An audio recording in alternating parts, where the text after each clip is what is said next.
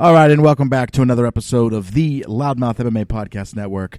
This is the Not Safe for Work show. We have no music intro because I'm not going to go in and put it in post, and my iPad's dead. So we're at a crossroads, and that crossroads is easy to navigate. I'm just not going to do it. I'm Kyle Steele, and joining me per usual is Mr. Frederick Kirby. Hello, Fred. Mr. Kyle, we're coming in hot today, aren't we? Coming in hot, baby. Welcome to another episode here. I love that we're coming in hot when we ain't got a goddamn thing to talk about. Yeah, we got to come in this hot when after the event. Yeah, we ain't got no fights. Did any fights happen this weekend? I mean, I know a bunch of, listen, all you crazy fucking hardcore maniacs out there, some weird shit happened in Russia, I'm sure, but like no Bellator, no UFC, no big boxing matches. When was the Jake Paul fight? I think that was this weekend, actually. Was that this weekend? Yeah, it was like a Thursday or something. It wasn't like against the other YouTube kid. That thing was a few weeks ago or what, a month. I think that was this Logan weekend. Paul, right? Oh, are they different people? It's Logan and Jake. They're both fighting? I believe so. I think Logan Paul. No, I think it was the same kid. Here, let me. I think it was the same guy. Let me research it. Okay.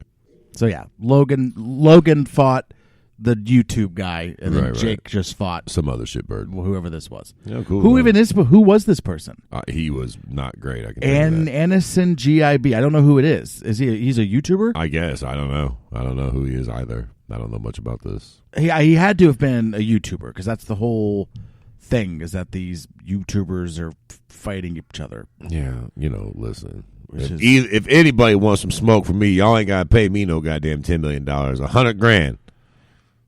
I'll take a dive, too. Fuck it. I guarantee you beat me, Jake. You fucking pussy. I don't... So why is this stuff happening?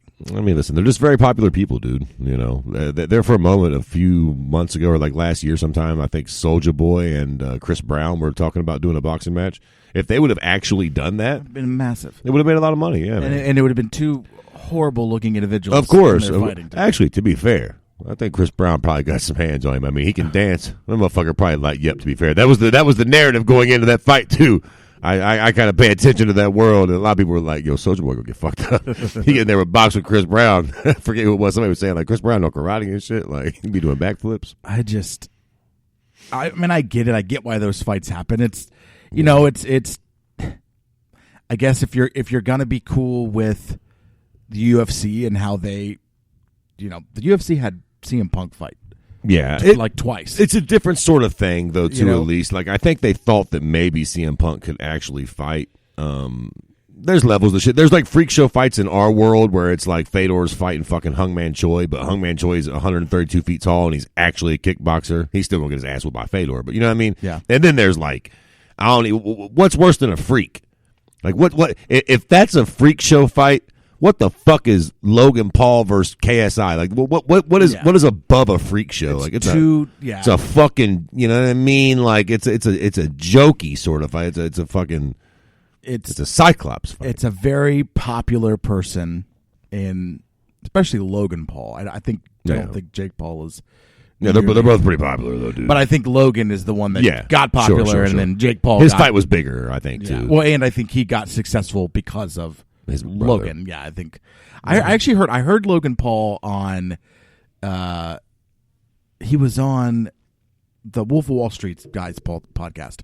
Oh, I can't remember I can't remember the name of the actual podcast, but it's Jordan Belfort's his name. Yeah. But he was on his podcast, and it was actually really good. I mean, I'm not a Logan Paul fan in any stretch of any imagination, but you do understand that this is all a character. He is going out of his way to be irritating. Yeah. He's going out of his way to create controversy and, again, get people rooting against him and wanting to see him fail so that he can do things like fight a YouTube guy for $100 million. Exactly. Congratulations, he's succeeding. I can't stand the prick. I don't know if that's how much he got, but either way. No. Right. But no, listen, a lot. Still got a lot of money. He got more than $1 million. I can tell you that. Jake and Logan Paul, they both look alike. Like they fucking whipped them up in a test tube somewhere. But one of those pricks stole it out the Staples Center. So like they're, what the fuck? That's just wild. Yeah, it's wild.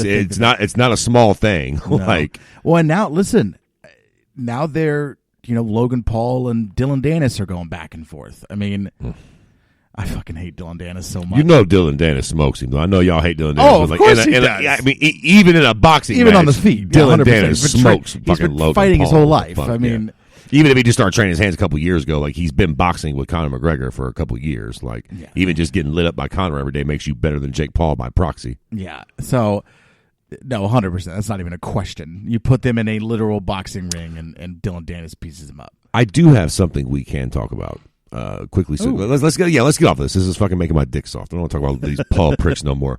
We don't have a bunch to talk about, so obviously we're going to talk about is it too? Go ahead. I want to do one more thing. Okay, one more thing. Interject. Do you think any time in the next, say, 3 years, that a Logan or Jake Paul fights in, say, a Bellator? Oh, sure. Absolutely. Okay. Possibly, for sure. Will they be good or whatever is a completely different question. Could they make? I wouldn't even put them against fighting in the UFC. I mean, again, they did give CM Punk a try. Do I think they'll be successful or make a title run or beat anybody of merit? Pull a Brock Lesnar? Of course not. But, like, look, we know the UFC likes making money, right? Yeah. If Logan Paul went out and got a couple amateur fights, smashed a couple tomato cans, and then if he could go 1 or 2-0, the UFC would certainly sign him and put him on the and I'm gonna be fucking tell you the truth, I would too. Why not? It's a win-win if you're the UFC, right? Yeah. You come up to a nice number, you bring this prick in, he sells a fucking million, put him on a pay-per-view with Conor, right? Fucking skyrockets in flight. Right. Then you can manipulate it however you want. If you're the matchmaker, you can say, okay, come on in, shitbird. We got guys that'll eat your fucking soul, or maybe we got a guy that makes you look good and we make another $100 million off you next week. But whatever we decide to, we'll crush you. So it's great. Yeah. Like they get all that money. That's like, whenever we get tired, if you start getting cute and mouthy, whatever, we'll fucking, we'll book you against somebody that'll beat the dog shit out of you and send you back to YouTube. So I would not doubt that at all. Okay. That's it. Sorry. Continue. Well, I was just going to say we don't have a lot to talk about, so I'm sure we're going to talk about we have a breakdown show on the network, so we're not going to break down this whole fucking card. We'll talk about John, the important storylines, cocaine and white girls, but also I wanted to talk about a little bit. There was a pound for pound list floating around Twitter recently. First off, it was hideous. I think Jessica I made the list. I mean, it was a really bad pound for pound list, but I figured we could start at the top. Jessica Eyes on a pound for pound list. Yeah, no, I mean, listen, I seen that. I mean, even though she was like 13, I was like, get the fuck out of here. Right. Wei Ling Jing was like fucking 4 or something. I mean, I love her, but like, let's fucking get real here. Were they trying to? It was just the one where they integrated men and women. Yes. It was the one that was floating around. Everybody was seeing it. That's why you can't do that. I think you can do it. And I'm about to do it right now because this is the interesting thing. They had Amanda Nunes at 1, and they had John Jones at 2, or however you want to cut the cake. Amanda Nunes as the actual GOAT and John at 1.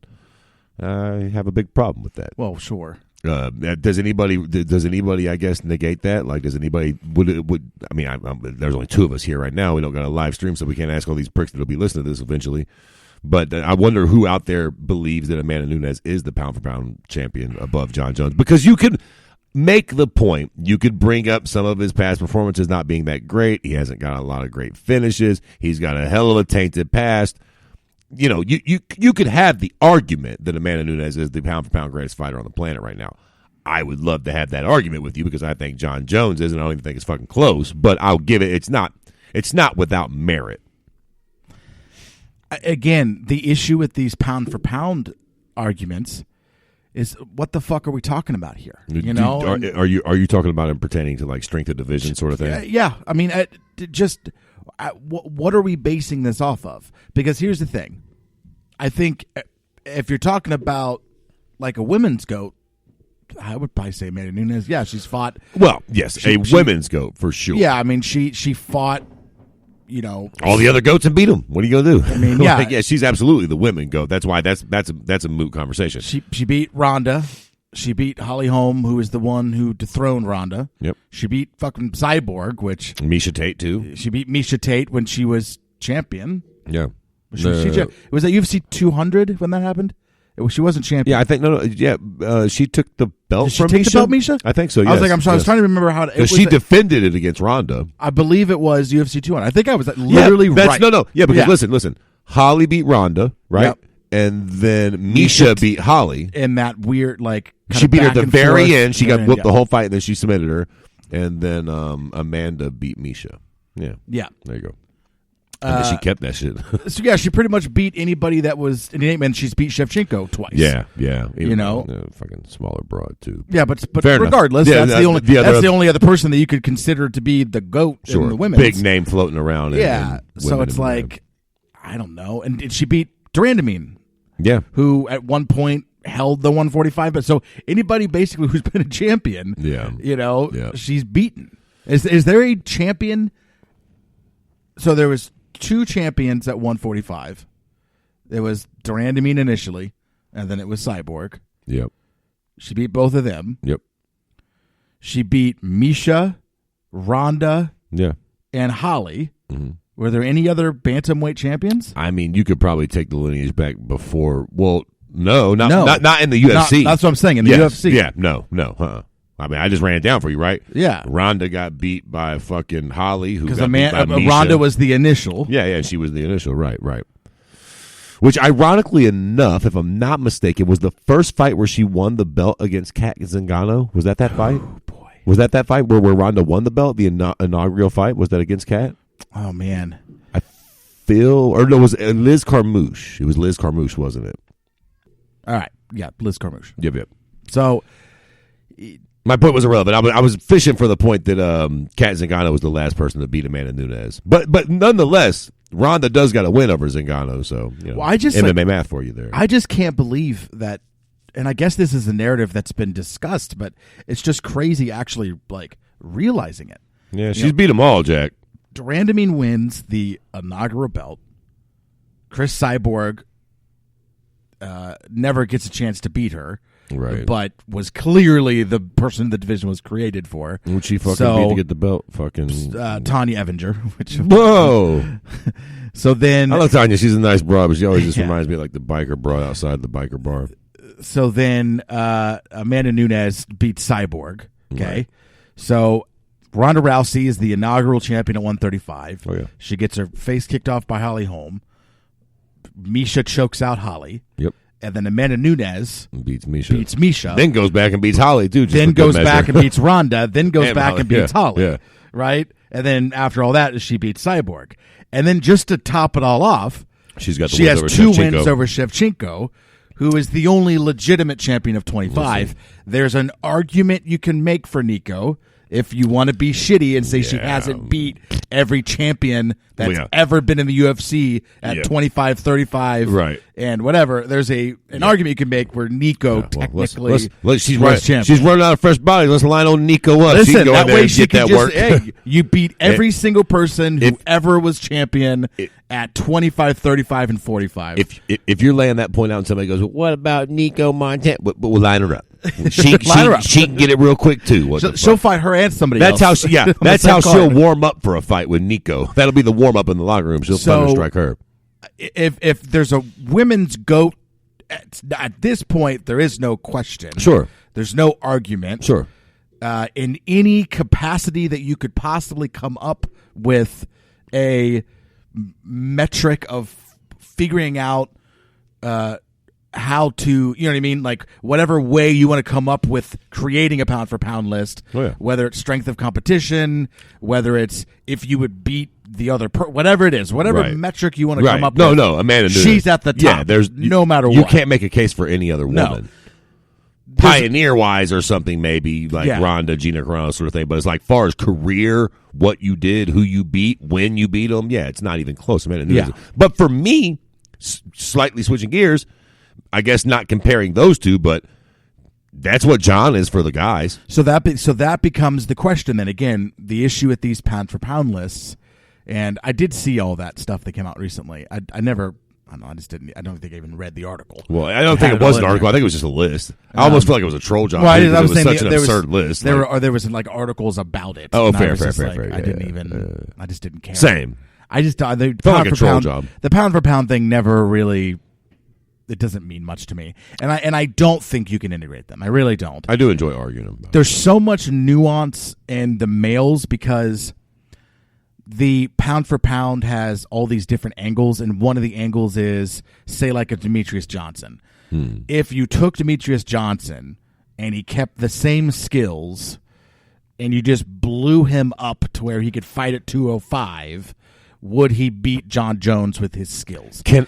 So that's one metric that people try to use. Can I just start by saying I think that is fucking stupid? Yeah, I hate that idea. You can't. If a peach was a plum, we'd have plum. Shut the fuck up. He ain't that big. Yeah. Well, how would that even work? So this is the question, though. When you have pound for pound, right? Yes. How do you compare a Demetrius Johnson to John Jones? And then you say, oh, well, strength of schedule. Well, you can start at the very beginning with fucking record. Let's start there. But here's the thing: there's a lot of things that go into consideration, but you got to start with the record. I know, but this is the nuance, though, because I know where you're going. You're going where I go too. Like, I don't disagree with you, mm-hmm. but this is why there's so much nuance here. Okay.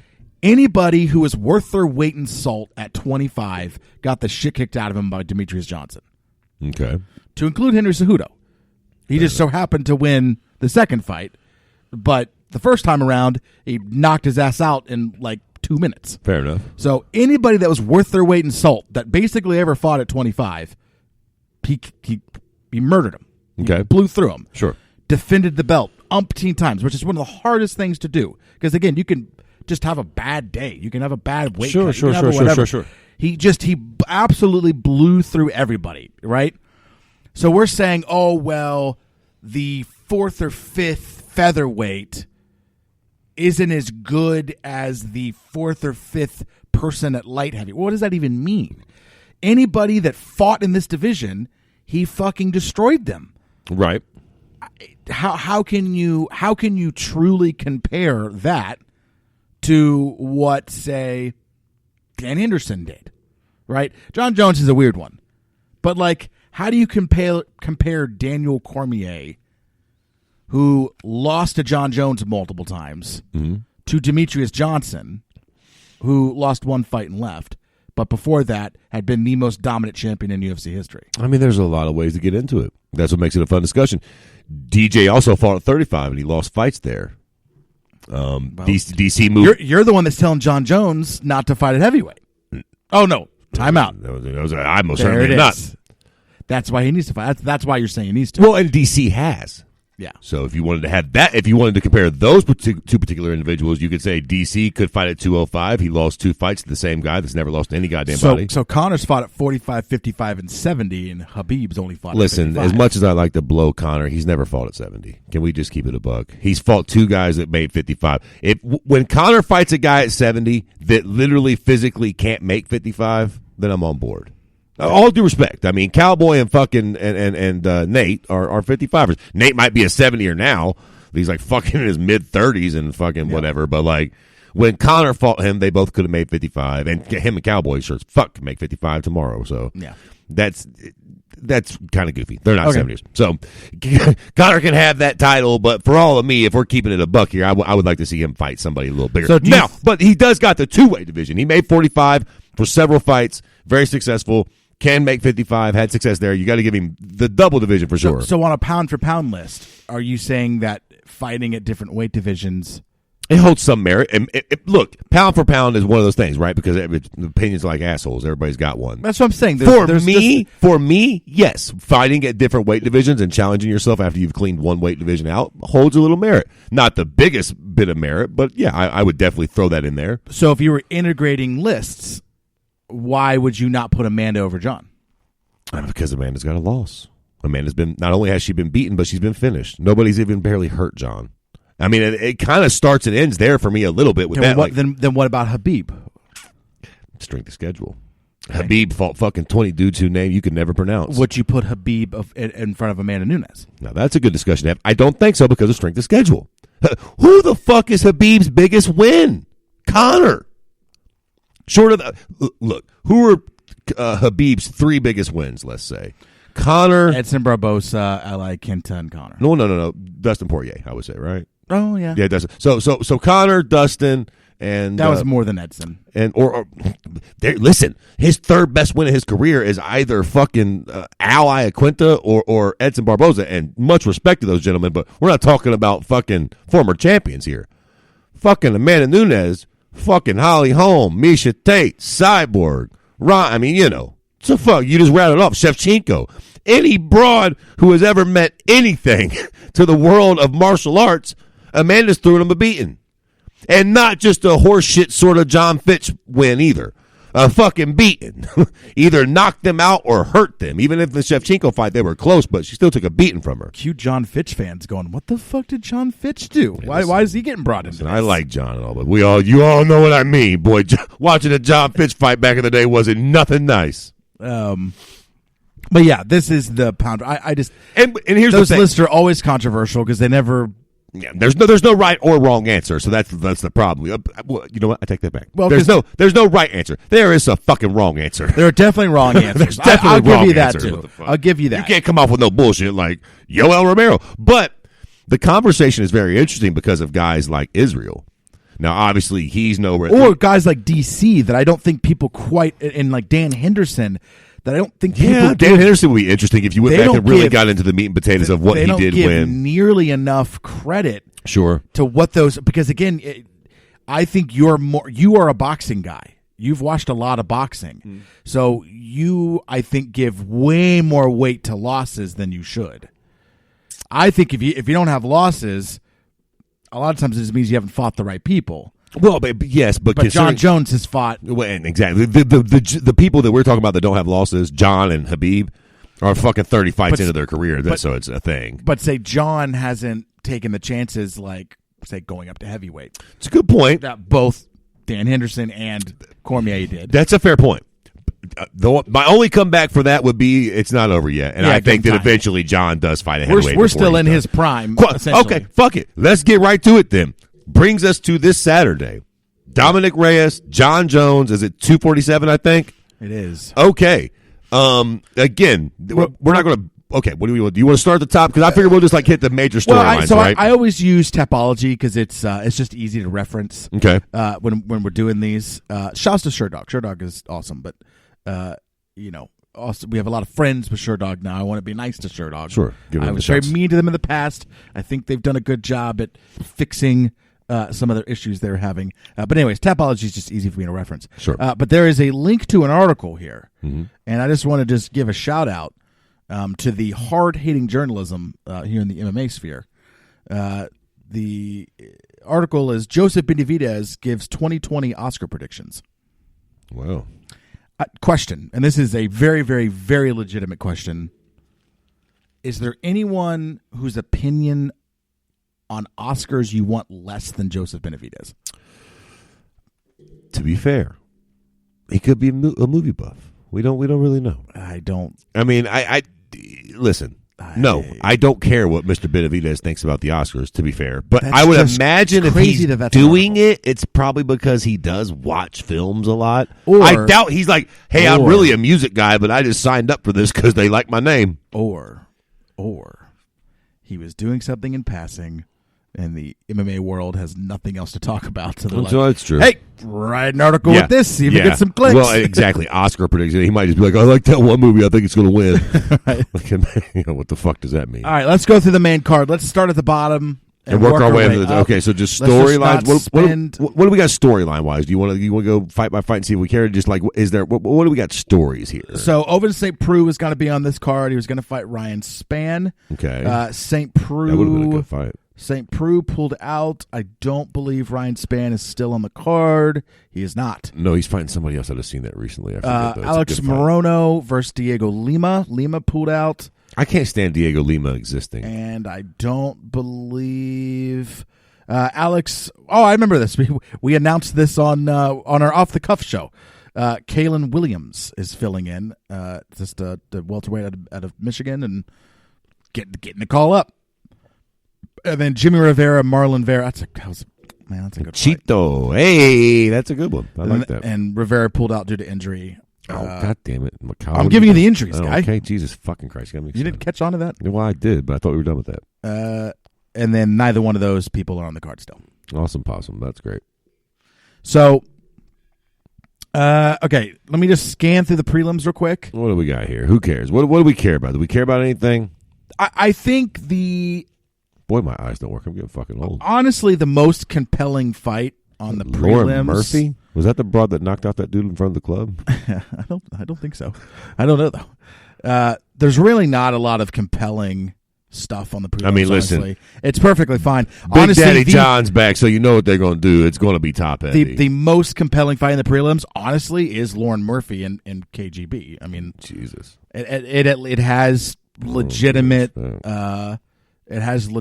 title ramifications and division ramifications. Lauren Murphy just got a huge win, so let's see what she does to Kate. I mean, this is a tough fight. If she beats KGB, that's legitimate. She was the one that had the racist boyfriend that threw her a beating, right? Well, she was the one too that all the stuff came out about how he has this fucking KKK tattoo. Right. And she defended. She Yeah. ended up blocking me because I was not too complimentary. I was chatting with her, and was not a fan of the pushback she was getting about her husband having this KKK tattoo. And then that whole shit happens. Right. And it's like, dude, you knew that wasn't the first time it happened. Well, no, yeah, right. That wasn't the first time it Clearly. happened. So it makes me feel like she's probably a racist piece of shit. If I had to guess, she's probably a complete racist fucking turd. And and he was out probably dropping the N-word 10 times a day. I was going to say, she was right there with it. I'll bet you she's fucking dropped the N-word. And I ain't talking about the goddamn Mike Perry N-words, you sissies. I'm talking about the real one with the hard R that fucking cuts deep, that makes you a real fucking racist twat cunt. Now, again, she was in a relationship. Allegedly. She was in a relationship that was clearly abusive. So that's not to say that maybe she... with shit like that, though, time to get for the not safe for work shit. Oh, no, don't you... You join into don't. the relationship. It became abusive, but what is this, a Lifetime movie? Did he make her stay? What did he ever fucking scare? You know what I mean? Like you said, the first time she fucked this guy, she seen his fucking racist tattoo, and she still kept him around for years on end. So, for all of me, you get what you deserve. Shit, you lay down with dogs, you get fleas. You know what I'm saying? Yeah. Well, and the guy has a fucking KKK tattoo. Maybe he's not the best of people. Well, yeah, I know that's what I'm saying. Then when it turns out that he's a racist dude that throws you a beating, what, should we all be fucking surprised? Shame on you. I mean, fucking twat. I don't. Who's she fucking fighting? I just became a big fucking Lauren Murphy. I didn't even realize this. Lauren Murphy. She from Canada? I can't see that. Lauren Murphy? Yeah. Bro, you know who Lauren Murphy is. Why do I not know this broad? Her name sounds familiar. Lauren Murphy. How do you not know who Lauren Murphy is? I don't know. Who'd she fight last? Hold on, I'm pulling it up. She had a pretty big win here. I feel like... It was that Mara Barella who was going up. And then before that, she lost to Sajara Eubanks. Sajara Eubanks. Okay. Beat Barb Honachek. That was a big one at the time. Lost to Nico on The Ultimate Fighter. Okay. All right. Before that, lost to Caitlin Chukagian. Gotcha. I mean, she's been in the UFC since she fought. Her debut was against Sarah McMahon in 2014. Lost that fight, didn't she? Yeah, she did. Hey, yo. She only has 3 UFC wins. Sarah McMahon low-key got them yams. Just saying. She went undefeated in Invicta. I mean, to be fair. Undefeated in the Alaska Fighting Championship. Listen, they probably aren't breeding the biggest pool of talent out there either. So shout out to Alaska. Yeah, Lauren Murphy is 11-4. Well, listen, what we've established that this card's definitely very top heavy. All due respect to Lauren Murphy and fucking KGB racist Lee, but we can move on from that fucking It's incredibly top heavy. Yeah, Jesus all right, so now we're on the main card. So right, what do we got? Real quick. Main card. You got the rebooking of Derek Lewis and Ilir Latifi. Which is the biggest fucking what the fuck in the world. I still don't know why this fight's happening. Did Ilir try to bang his wife or something? Is this personal? Why is Ilir moving up the head? You know what's funny about this, too? A, why is he moving to heavyweight? And B, why the fuck are you fighting Derek Lewis? I know, like a fucking top 5-7 guy and shit. Like, you're really throwing... I take it back. Did he fuck Dana White's old lady? Apparently, he pissed somebody off in the organization. You know what's funny about this, though? We say all this shit. Watch him come out and knock Derek Lewis out or something crazy. He'll be good at heavyweight. He'll be short and fucking stout and good for the division. That's the thing is he's probably going to be quick. He'll have better cardio. Yeah, He'll be quicker. Fuck around, make a run at heavyweight and make us all look like idiots. Right. But that's kicking the card off. And the next That's one, strange. Next one is Dan Ige versus Mirsad Bektik. Okay. That's a fantastic Mirsad fight. Bektik's an interesting character. He Because, had a man, massive amount of hype, and then he he had a stumbling block a little bit there. Well, huge hype, and then he loses to Darren Elkins, but he was beating the shit out of Darren Elkins. Oh, fuck, I remember that fight. Yeah. That was, the old Darren Elkins pulled off some bullshit. Then he comes Joe. back, he body punches that Pepe guy. I don't even think he's still in the UFC.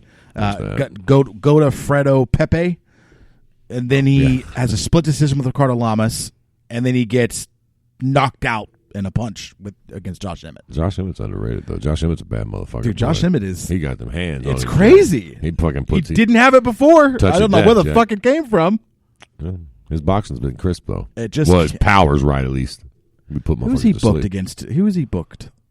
Funny, he kind of looks like a cancer patient. He was booked against Arnold Allen, but it got canceled. Oh, I don't think Arnold Allen wants that smoke. I mean, could be wrong. I think he pulled out. Actually, I think Emmett pulled out. Oh, interesting. I believe. So yeah, this is a good fight. I mean, Dan Ige is moving on up. You get this win. I think you're moving on up the rest of the way. He gets one of the Contender Series. His first fight in the actual UFC, he fights Julio Arce, and he loses to that one. He loses that one, but Julio Arce is very good. And then he is now rattled off 4 wins against Mike Santiago, Jordan Griffin, Danny Henry, and Kevin Aguilar. Arse, as in like how Michael Bisping would say ass? Yes. Julio Arce. Hope he's not from fucking England. Jeez, Pete, that's loud. Well, there we go. So yeah, that's a a very intriguing fight. That's a fun fight. Okay, then you got Justin Taffa, 3-1. He's the buddies with what's his name? The big Australian guy that does the shoeies. Tai Tuivasa. Yes, I think he's buddies with him. That's what I was thinking. Australian guy against Juan Adams. So, but that's a good fight. Yeah, it's a pretty okay fight. But why the fuck is it here on the pay-per-view card? How crazy is it that? Are they just expecting violence? Well, how crazy is it that Greg Hardy beat Juan Adams? Well, it's extremely crazy when you think that he's the third fight down on a John Jones pay-per-view card. Like, well, all due respect to Juan and fucking Taffa, why are they here? What are they doing this high up on the card? I mean, do they just assume that it's going to be a really, knockout or something, I guess, heavyweights? Because let me read the prelims off to you. Austin Lingo versus Yusuf Zalil. Andre Ewell versus Jonathan Martinez, which that's a good fight, but... I guess they're, okay. Domingo Pilardi versus Jorny Newson. I get it. Miles Johns versus Mario Batista. Alex Moreno versus Kalen Williams. Andrea Lee versus Lauren Murphy. And Trevin Giles versus Antonio Herrero. That's why it is where it is. Because what else are you going to put in a steed? Fair enough, I guess. Fair point. The only fight you could possibly put up there, like KGB and fucking, or the Andre Ewell Jonathan Martinez fight. Yeah, that's really the only one you could put on the main card. Fair enough. Fair point. I guess that's where it's got to go. This is kind of a shitty card, isn't it, man? I mean, so then you got Valentina Shevchenko versus Caitlin Chukagian. Now we're cooking with gas, and then of course John Jones, Dominic Reyes. No. Listen. Just fucking Chukagian and Shevchenko. We're cooking with what's under gas? A little propane. It was under gas. Slight propane. I like how you rank gases. Yeah, depending on what we're cooking with here. Listen, you got propane right here, and then you got natural gas. Fucking gasoline. Natural gas is up here, you know? Or, no, gasoline. Sorry. You got natural gas. Then you got gasoline. Yeah. Quite frankly, we ain't cooking with gasoline on this card at all, for all of me. But we'll get to that in just a moment. Let's talk about Shevchenko Chukagian. I don't care. I don't personally see a way for Chukagian to win. No. Other than it's MMA and shit happens. Right. Lucky punch, lucky upset. Shevchenko is very similar to John Jones in that she appears to kind of fight to her competition. So this could look a lot uglier than it really should be. Right. I would bet the over on this. Whatever that is, I think, or bet that it goes to a decision. Yeah. I mean, I think that's the most likely scenario here, that I hope it's just not. kind of an ugly decision. I will say, I hope not either. I just kind of think that's what's going to happen. I've been saying this for a while too, and I'm telling you, man, there is a massive need in the market for a real female star like in MMA. And Shevchenko, I know she doesn't quite have that Colby Covington personality, but she's got the skills. She's got an underground cult following. I would like to see her do something. She doesn't got necessarily fucking let off fireworks or something. But I was like pull Amanda Nunes and just blast through someone. Well, dude, and then have a speech ready, have something ready, have a name picked out, have I guess Clarissa Shields is like 165 pounds, ain't she? Who gives a fuck? Let's have some fun. Call her out. Call Henry Cejudo a fucking tranny, whatever the fuck. Like, fucking do something. The moment is ripe. Like, come out, blast her out, and I don't know, act ignorant. Do a dance. Have your sister come in. Fucking, I don't know. It's something. Give us something, man. She's got the skills. But she's in a division right now where, you think it was rough on Demetrius Johnson to get the love he deserved. I'm going to tell you right now, Shevchenko is, of course, all the MMA nerds out there, we love her. Shut the fuck up. How do you get the Hooters crowd to care? How do you turn Shevchenko into Ronda Rousey? And again, shut up, all you losers. I'm not saying that she should start acting like somebody different, but it might not be the worst thing in the world. We were talking before we went live about Larry the Cable Guy, right? You were showing me the video of him where he actually sounds like us when he talks. Like that he's actually not a goofy hillbilly. He just kind of ran with it. And look at him now. If he was still being his stupid self, he wouldn't even be popular. Like Shevchenko has the skills. She's got the underground cult following because we know how good she is. Give us something else. Give us a little something more. Talk some shit about Trump. Fuck it. Let's have some fun. They say don't talk fucking religion and politics. Bullshit. Say it. What are you going to do? Get people, you know what I mean? Like, right. Floyd Mayweather didn't really start selling until we started hating him. Do something for me. So, this is Shevchenko's last 4 fights. Okay, 4 fights ago, she was at minus 1,000 against Priscilla. I'm not going to try to pronounce that last name. It doesn't matter. I know who it is. I get it. Can't remember the name. She's at minus 1,000. Okay, then she fights Joanna. Minus 320. Understandable. No, there was some question marks there. Right. Some question marks there. Okay, against Jessica I, she comes in at minus 1,400. Of course she did. And looked like it. And then at Liz Carmouche, she's at minus 1,100. So 3 of her last 4 fights, she's been favored by more than 1,000. Right. And then this fight, I don't know what the odds are at this point. It's got to be something like that. Anywhere from minus 11 to minus 14. Right. She's so it's right like, in there. That's the problem, though. That's why I say she needs to do something, because even if she comes out and blows through her, which we all assume she will, it's not going to be good enough. Whatever she does in that cage to fucking Chukagian, yes, it ain't going to be good enough, because that's what we expect. I'm waiting for something before or after. I wonder what the rules are like that. Some people come out with like special fucking shit. They, Israel did a dance. Fucking Connor's got, Sinead O'Connor singing. She's a champion. Could she request something? And what if she request like, I want to walk out with a fucking a goddamn, where's she from? Poland or fucking Swedish broad or something? I want a snake or a fucking dragon that I can ride out on. Like fucking something, for Christ's sakes. You know what I mean? I know she's a martial artist. I know she's quiet.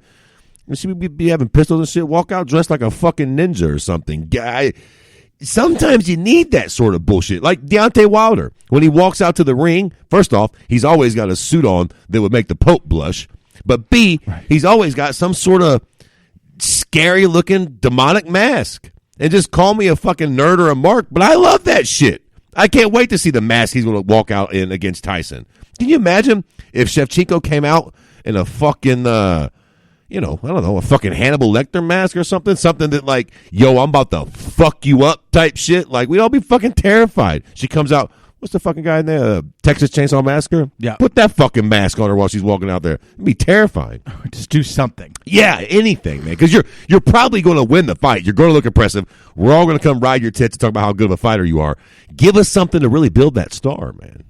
Listen, I'm 100% with you. And I think and what's funny is I think it really is as simple as just kind of doing something. Wearing a crazy fucking mask as you're walking really out. I really think it's really that simple. She walks out in a horse mask and the whole thing changes. I swear to God. What the fuck? Everybody would be like, that's so strange, but it's kind of, fuck, it's something, for Christ's sakes. Look at Colby Covington and Henry. They're literally like, just doing shit that makes you cringe. Like, what the, especially Henry Cejudo. You're like, what the fuck? But, I mean, don't get me wrong. They're also, here's the thing, right? You also got to win fights. So that's important. That's why I think Shevchenko's a good mark for this, because, girl, you're doing the one thing. You probably going to smoke fucking Chukagian anyway. So focus on that other shit, man. Build your brand up. Like, and then last but not least, John Jones, Dominic Reyes. What are you going to do, right? I'm going to tell you something, man. As a John Jones fan, and I tell you what, the more the MMA Twitter and the whole universe hates John, the more I like him. I'm just that type of cocksucker, but boy, I really like John at this point in the game. Everybody, he's such a bad guy. He's a two-faced blah, blah, blah. I fucking love it. That's what I'm talking about, John Jones. But I tell you what, this fight makes me nervous. And not because I think that John's going to lose. I think that the general consensus from anybody that's been watching the sport for any amount of time is John's going to win. Why wouldn't he win? I mean, yeah, okay. Dominic Reyes is, a big guy, got long reach, hits hard, lots of knockouts. You can go through John, you can check John Jones' track record. I mean, he does nothing that much different than a dozen different guys that John has fought. Now, does that mean that he won't land a lucky punch and knock John out? It certainly does not, and that's what makes me fucking nervous. And this is exactly why I don't think John should even be taking these fights. This is a very, very dangerous fight for John. And not because Dominic Reyes is that, has a certain skill set that's going to really put John in trouble. It's as you said before, fucking Chukagian could come out and knock out Shevchenko. That's possible, man. It's highly doubtful, but it could. And as likely as that is, Dominic Reyes knocking out. It's way more possible at this weight. For sure. For these guys. And for Reyes. Like, he is a big striker. So him knocking out John is certainly possible. Which is why I don't even think John should be taking this fucking fight.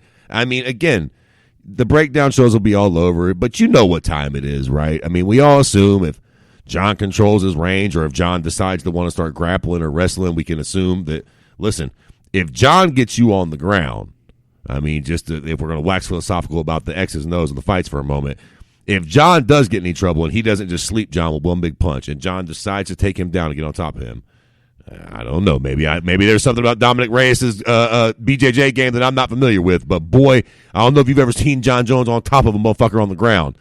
They don't get back up to tell the tale. Did you see the clip where it was some British MMA guy, he asked Dominic Reyes, all these people fought John Jones, and they've all, tried to solve the puzzle, and they haven't.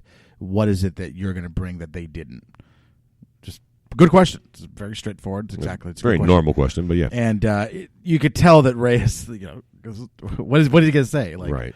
I'm faster. Yeah, I mean, it's pretty much all he did. He just kind of paused. He kind of just limped into the question. Then he started talking. He's like, I'm faster and I'm younger and I'm hungry and I'm whatever. And then one of the last things he said, he goes, I'm Hispanic. That's on his list of things. Oh, boy. Like, what does that mean? You can take a good beating? I'm wondering. What? You're tough. What does that mean?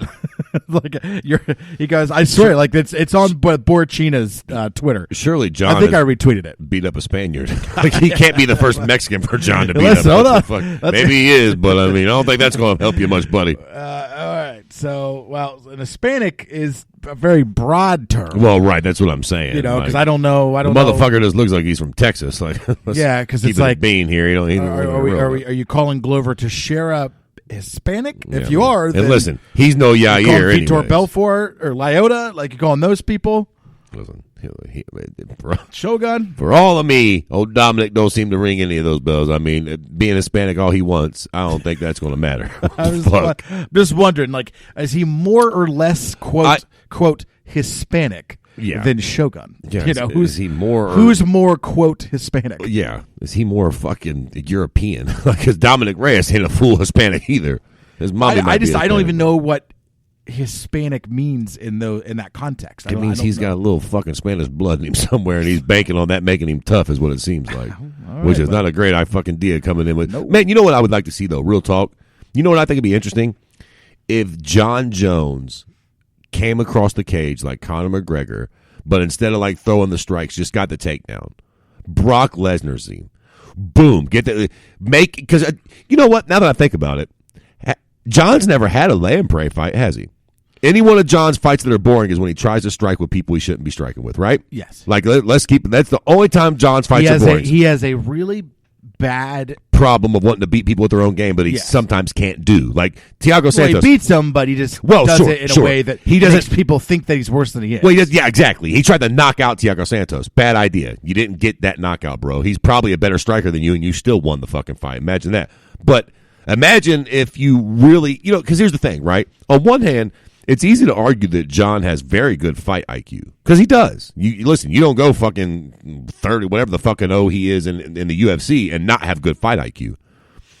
On the same token, if he had extremely good fight IQ, you'd think he would have smashed some of these guys. I mean, again, I'm not the biggest history buff in the world, but it's like Shevchenko, right? Has anybody ever gotten up from the bottom of John Jones? If John Jones has got on top of you and started pounding, has anybody ever lived to tell that tale? I don't think they have.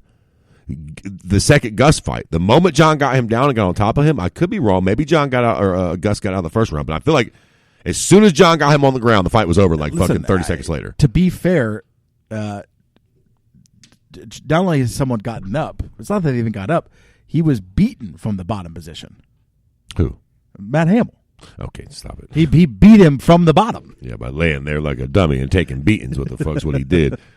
But seriously, I don't think that's still my favorite. I could be wrong, but I don't think anybody has ever gotten up and finished a round with John Jones on top of him. Yeah, that's an interesting statistic because if that's true, what are we doing, John? Till we get to heavyweight, bro, take these guys down and just fedor them, maul the fuck out of them. What are we doing? Yeah. Why are we even wasting time? Take the fucking Hispanic down and just beat the fucking dog shit out of him with your elbows, bro, until they stop the fight. Not only would it work, but John's brutal. It would be devastating. You imagine he gets to take down the first round, he just starts throwing those elbows and blood just starts splattering everywhere, fucking Curtis Blade style. Yeah. People would be like, oh, fuck, John's bad. And you know what's crazy about that? If John did that, everybody would be on the people right now be like, I don't know if John want to go to heavyweight, blah, blah, blah, blah, blah.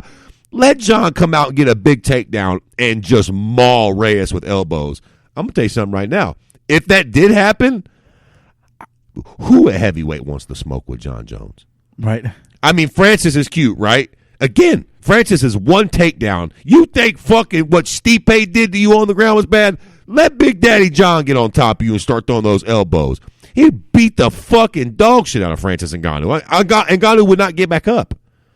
I mean, again, to be fair, when that dude gets on top of you, John Jones that is, you don't really get back up. A lot of these guys don't even finish the fucking round, man. He is a fucking, now that I'm thinking about it, does he not have the most devastating ground and pound in mixed martial arts history? Probably. Even though he doesn't use it as much as he should. Like, again, I don't think anybody's ever survived with him on top of him. It's just like, why? Like, he fights, he wants to be in people's games. I think it's just his thing. But again, that's why he's the GOAT, right? I mean, fair enough. I mean, that is impressive. If you're beating people at their own fucking game, I mean, how much, like.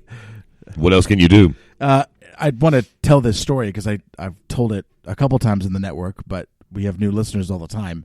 I remember that's probably the John Jones Matt Hamill fight, honestly, is probably one of my clearest memories from watching UFC in those days because I really wasn't a fan of the sport, really.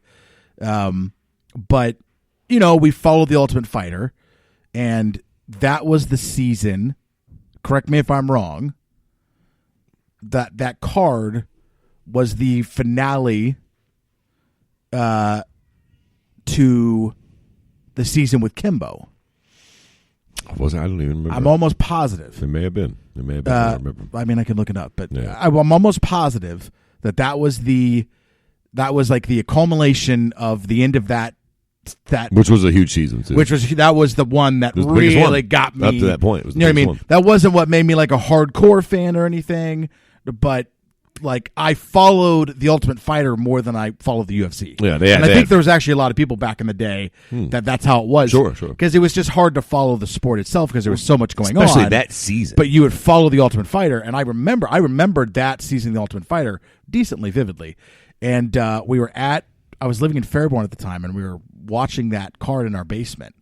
And had a couple buddies over. And I think at that point, John Jones's name was starting to hit us, hit the people that really weren't paying all that much attention to the sport. But that was probably around when we started going, oh, who is this guy? You know what I mean? Right. And when that fight happened, and I remember so vividly, because I did not know who Matt Hamill was. I had no idea. Right. And I remember vividly, he gets up and he starts talking, and he's talking. And first of all, he's being held up on both sides. Damn, you thought John killed him? I don't know if you remember, but he's being held up on both sides. Yeah, for sure. And he starts talking, and you didn't know he was deaf, though. And he's talking, Yeah. I'll he's do it. I'll talking like that. I'll make fun of him. And I just went, man, John killed him. This fucking sport is crazy. It's like, whoa, John made him retarded. He beat him senseless. He can't even fucking talk. That's how fucking crazy this sport is. He hit me with elbows. You got a guy that can't even fucking talk after taking a beating. And it wasn't until, honestly, a lot later that I realized, he was deaf. It's one of my favorite MMA stories. I don't tell it enough. The best story I've ever heard now, and I don't even really know much about it. I just know that Matt Hamill and his wife got caught on Craigslist trying to be swingers. Ooh. They were trying to hook up in a hotel somewhere with another couple. It's like fucking get you some. Do you, Matt Hamill? Get you some guy. I ain't hating on it. Okay, listen. Let's put a bow on this a little bit. There's not much to be said here. The biggest thing for me with this Ultimate Fighter season 10 finale. Okay, so and season 10 was fair enough. The Kimbo, the heavyweight season. What's next, right? So. If Dominic Reyes doesn't have the luck of the fucking gods upon him and land that knockout punch, John Jones does what John Jones does. What is next? And if I'm telling you, man, don't fucking give me no Corey Anderson bullshit. I'm going to flip this fucking table over. Like, can we all fucking agree that if John Jones beats Dominic Reyes, his next fight has got to be at motherfucking heavyweight? I mean, what in the fuck is going on? I am still interested in the Johnny Walker fight. He just got beat up by Big Nips, and I'm still interested in. You're on crack, Kyle. What are we doing this show? He's got to go to fucking Johnny Walker. Get the guy's a reality star. Did you just say why we're doing the show together? Yeah, what are we doing? Who are you? Johnny Walker. Get the fuck. He couldn't even beat Big Nips. And I don't want to see Big Nips fight John. John is so fucking over this division. Who was the other guy that had crazy nipples that we just realized? Blades. Curtis Blades. Curtis Blades. That's who it was. Fuck. Let's try to remember. It's weird, too. There's a lot of similarities between them other than their nipples. The ranking in the division, the way they fight. I don't know about Corey Anderson. I don't want to see either one of them get a title shot, and they're on the cusp of it. They're very similar. Fuck. Yeah, I'm looking at that card right now. Sorry, I know I'm looking at the card right now. Yeah, because Kimbo Slice was on the card against Houston Alexander. Yeah, the finale of Brendan Schaub and Roy Nelson. Yeah, Matt Mitrione, who was on that season, he's on the card. Yep. I don't remember any of the other ones, even looking at it. Like, I don't remember the. I remember all those. There's Daryl Schoonover is the one they called Titties. No, there's so like. Well, yeah, there was that one too. That was the other one off of. I meant like I don't remember it. Like I was looking at the prelims. Oh yeah. Like I don't remember thinking anything about Brian Stan. Sure. Like I don't remember that fight mean anything. Or the Dennis Hallman. John Howard and Dennis Hallman. Is this the card where Dennis Hallman came out in panties? Oh. He came out in some full-on panties. And Dana White flat said, listen, don't ever do that again. Because it was like the first time they were going to be... It was called training mask. He had training mask around his dick. He literally fought in a pair of panties. No, I know. And it was like he'd lost a bet or some shit. Yeah, I think so. Or something. I don't remember what it was. They didn't find it funny at all, though. No, he was in the back like, yo. When it was, I guess it was like the first time, there was something that was special about the card. Like the first time it was going to be on a certain network or a certain whatever. I don't remember the exact. It might have not been the card where he done that, but yeah, Dennis Hallman pulled that little stunt on that card, and they're like, shit, don't ever fucking do that again. That's so funny, though. I like it. I think he did win. Yeah. And of course, he was a grappler too. So no, he did not. He didn't win that fight. He lost to John Howard on this card. Oh, okay, but the one where he was in the panties, I don't know if he won or not. Mm. That'd have been even better to go out there in panties and then get your ass whipped. Yeah, or win. That'd be really I guess bad. either way, right? That'd be bad for the other guy. Like I just got my ass whipped by a dude in panties. That's fucking bullshit. Anything else you want to add before we go? No, just fucking I John agree. at heavyweight, Yeah, dog. I mean, I guess, man, there's I a get million different sexy fights for him at heavyweight. He could fight fucking. There's such a weird cloud over Jones because of the whole steroid shit. See, but I hate this. This is why I don't want to see him. This is why, you know why we love. Okay, I'm getting fucking shot out of cannon here.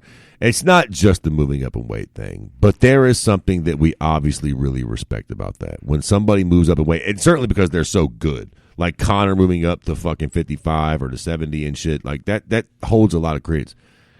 John moving up to heavyweight would mean a lot at this point. Like, it would get him. This fight this Saturday isn't nothing. Really, it's not that big of a fight. Us hardcores will be tuned in, but like as far as compared to like what Conor and Cowboy did, it's nothing. A lot of that is just Conor being Conor, but some of that is his boisterous bravado of always wanting to move up and take on those challenges. It seems like John Jones shies away from that, and I don't think he does. I think he's just trying to be smart about it, but he needs to put himself out there more. He needs to say, after this fight, listen, I've cleaned this division out. I mean, again, who is there? Fucking Johnny Walker or Corey Anderson? I mean, it's literally, we are done with this at this point. I'm going to move up to heavyweight and take a super fight. Maybe it's against Stipe. Maybe it's a trilogy with DC. Maybe it's a Francis fight that all y'all want. Maybe Ostenstruck, where the fuck knocks out Francis and I fight him. No. But the next fight y'all see me in, I will not be a heavy favorite. How about that? I don't give a fuck who John Jones fights. Put him against somebody, excuse me, where he's not over a 400 favorite. Yeah. Like, that would be really interesting. If we see John Jones in a fight where he's, God forbid we see John Jones in a fight where he's the underdog. Oh, my God. Can you imagine a fight where we don't assume that John Jones is just going to fucking steamroll the opposite? Can you imagine how exciting that would be? Seriously. Going into a fight like, oh, wow. Like, yeah, of course, Dominic Reyes could win, but who amongst us thinks it's going to happen? Well, and the problem with the Dominic Reyes winning here is that you don't become the GOAT by beating the GOAT. You don't. No, you don't. And not only that, him winning, I guess it would make a rematch. And if there would ever be a rematch in history, even if Dominic Reyes destroys John Jones, because of who he is, oh, for sure, you have to have a rematch. You can't let that loss linger on his record, unless he's going up to heavyweight or something, because he's like, the weight cut or whatever. But if he goes in there and just blasts, and beats John Jones, all it does is just hurt the sport. It doesn't really help anything. Right. It doesn't build Dominic Reyes' name, really. Right. Not because really. No one's going to look at that and go, oh, because he beat John, he'll beat everybody else. Right. I don't think so. Right. I mean, right. I mean, exactly. You do that.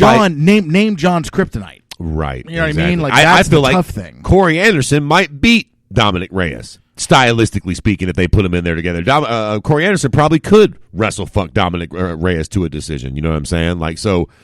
But you're doing that to John. But he definitely ain't doing that to John. Exactly. So if John comes out of this fight and wins, he has fucking got to go to heavyweight. Plus, it's just good for the sport. And listen, here's the bottom line for all you pricks out there that give a fuck. Money.